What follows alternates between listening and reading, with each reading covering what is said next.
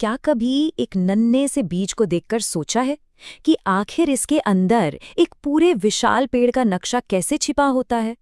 ये तो रोज का चमत्कार है ना? चलिए आज इसी के पीछे का साइंस पता लगाते हैं।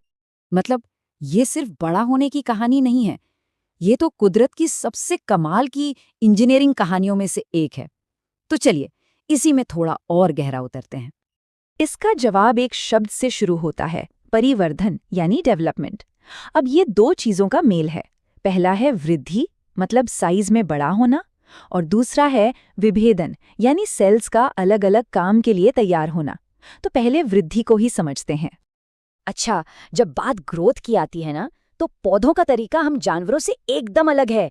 उनके पास एक ऐसा इंजन है जो कभी रुकता ही नहीं है।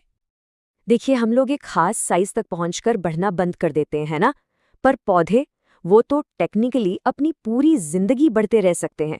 ये एक जबरदस्त क्षमता है। तो आखिर इनका राज क्या है? ये राज छिपा है विभज्यों तक, यानी मेरिस्टेम्स में। इनको आप पौधे का स्टेम सेल जोन समझ लीजिए। जो मेरिस्टेम चोटी पर होते हैं वो पौधे को लंबा करते हैं, और जो साइड में होते हैं वो उसे मोटा बनाते हैं। और ये ग्रोथ इंजन जिस स्पीड से काम करते हैं ना, वो तो बस हैरान कर देने वाली है।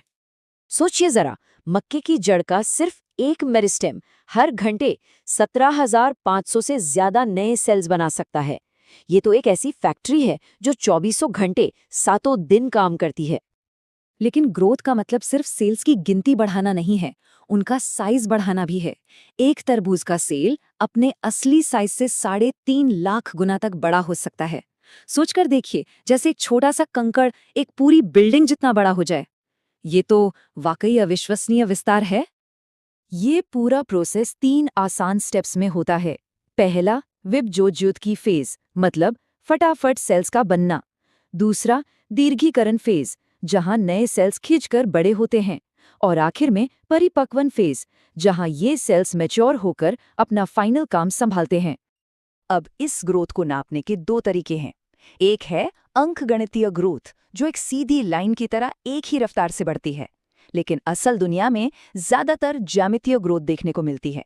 ये शुरू में धीमी होती है, फिर एकदम से तेजी पकड़ती है, और आखिर में जब रिसोर्सेस कम होने लगते हैं तो फिर धीमी पड़ जाती है। इससे एक एस शेप का कर्व बनता है।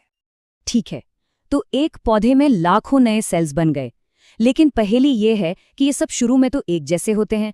तो फिर कोई सेल जड़ कैसे बन जाता है, कोई पत्ती तो कोई तना? इसका जवाब है विभेदन। एक सेल का सफर बड़ा कमाल का होता है। पहले वो विभेदित होता है, मतलब उसे खास काम मिल जाता है,